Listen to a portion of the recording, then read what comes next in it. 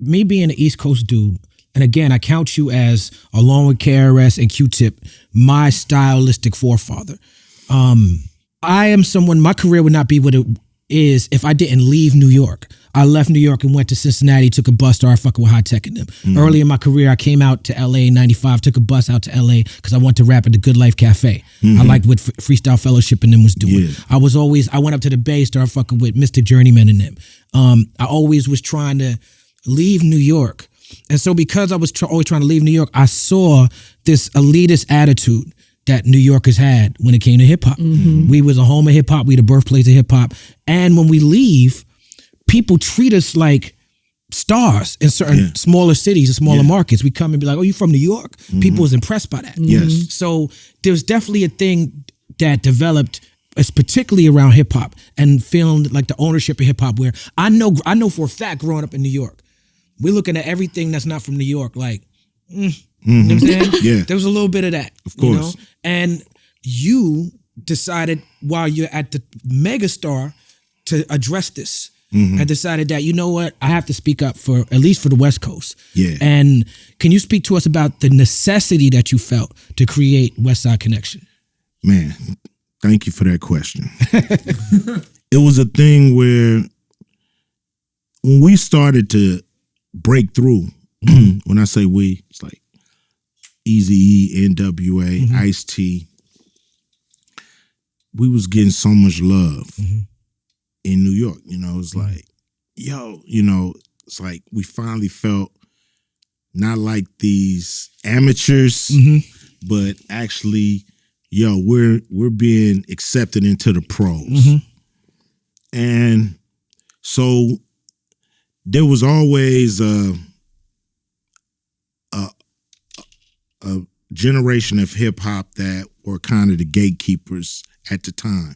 At radio, you know, you had, everybody had a show, you know what I'm saying? Like, you know, we're like, oh, we finally getting accepted. And then Tim Dog does a record called Fuck Compton. Yeah. So we like, Tim Dog. Whoa.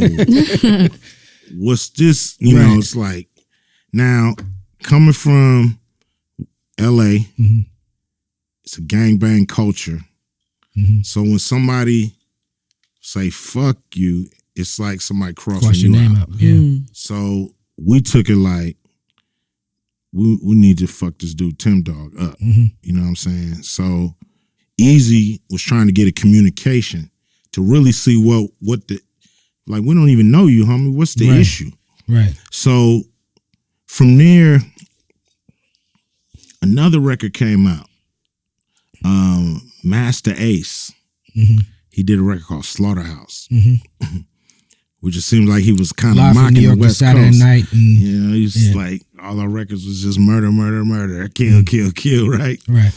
So he's like, oh shit, it's like this real backlash starting to come.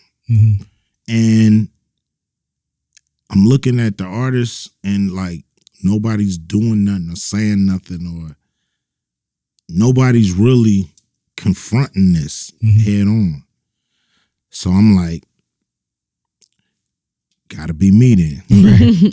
Because we can't lose what we've gained by being basically, you know, dismissed, discredited. That's just this. You know what I mean? That's not, you know, the word real hip hop came out. You know what I mean? Keep it real. That was the saying. Keep it real. We want that real hip hop. Not that shit they doing over there. That ain't got, that's just negative. You know, you get that along with the C. Dolores Tuckers of the world, and they feel like, oh damn, not only is the establishment coming down on us, but the Mecca of hip hop is coming down on us. We gotta stand our ground. We gotta say, fuck that, we here. We ain't going nowhere. And so that was the undertone going around. You know, what we gonna do, man? What we gonna do, man? This is starting to diss us left and right. On the radio, it's like we let this fuck Compton thing slide, and now everybody's starting to feel like, okay, I could take my shot. I could take my shot. And it just got too much where it's like, nah, we ending this shit today. And nobody knew how crazy it was going to get because we felt like the people in New York love us, the artists love us, the industry hate us. You know what I mean? Right. These motherfuckers at radio, these motherfuckers in these positions of power at these magazines. All these people hate us.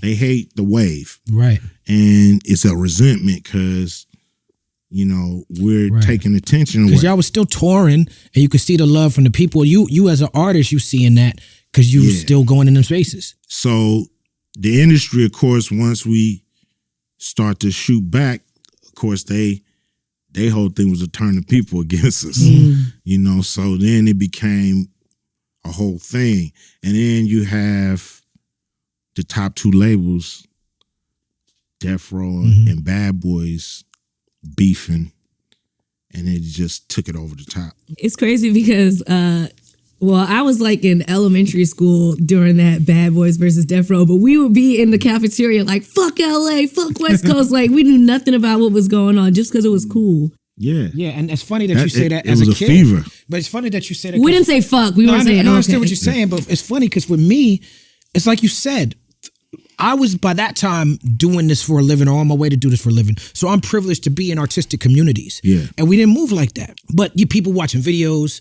you know what I'm saying? People, there was no comment section. So it's just word on the street still at that point. Yeah. You know? It was things like the box. Remember the box? Yeah, you had to call in. You could call in, get the video played.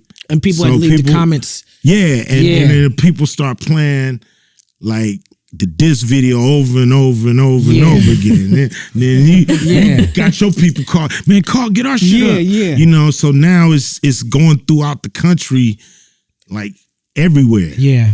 It was just it was a situation where you was like, oh shit, this done really turned into an industry thing done spilt over into the fans. And you got the mainstream media loving it, fanning all the flames. So their headlines is all about East Coast, West Coast beef. But the music, which y'all did, you, Mack 10, Dub C, like, in addition to your stellar career with NWA, in addition to your stellar career as a solo artist, y'all created some West Coast classics. And it was, I do think it's a bit of a shame that as great as y'all did, a lot of people on the East Coast don't really have a relationship with some of these Westside Connection records. That when you get out west and you hear them in the clubs and on the radio, it's like, man, like, we miss some of them records. Look, we pigeonholed ourselves a lot in those records. You know, we are 1,000% West Coast. It was very specific records. And so we kind of deserve that in a way. Okay. You know, that half the country loves those records. right. Half the country can't stomach them. Right. You know what I mean? Right. So that's just that's the price you pay as an artist when you draw some dumbass imaginary line in the sand. That music shouldn't even be drawing lines like that. Music should be opening it up. You know what I mean? That's what it was about. Ain't where you from, it's where you at. And so, you know, those records live in their own, you know, kind of West Coast space. Lore.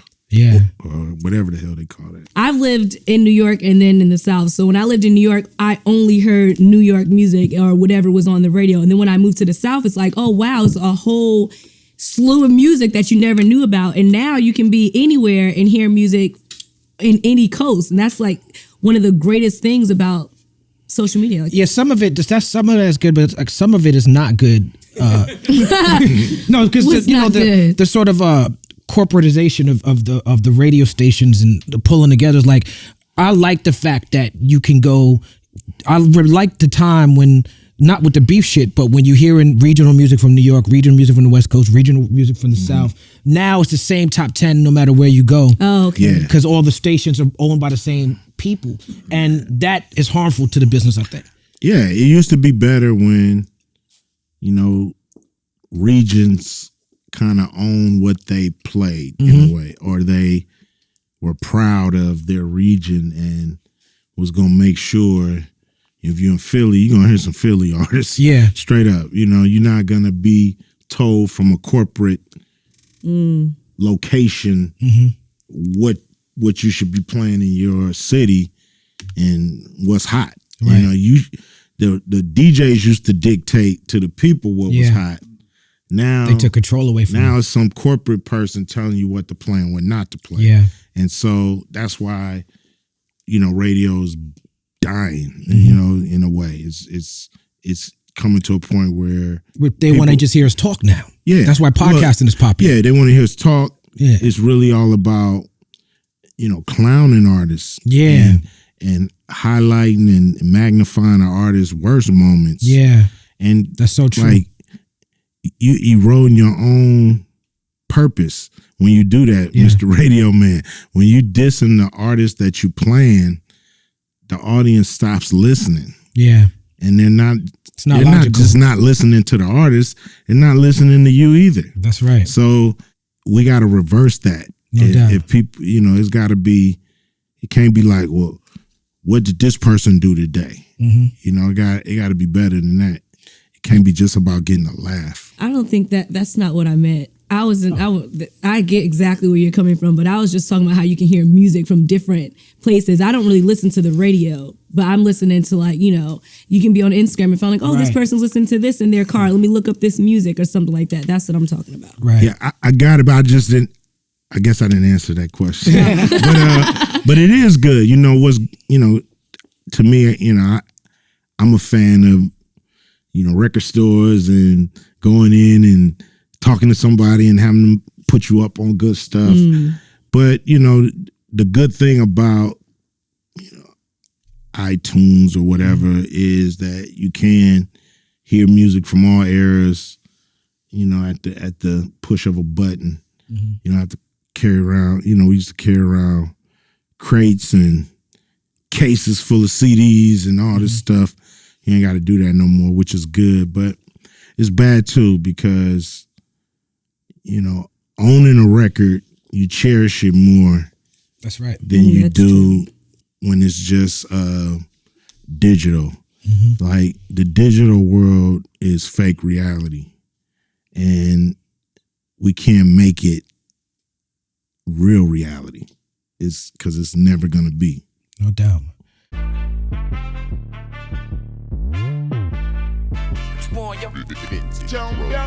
What we done started. Look at what we done started. This the people party. When opportunity knocking, then young nigga move that door. Whoa, get your foot stuck in it, call me young, go get it. They can't fuck with it, might as well roll with it.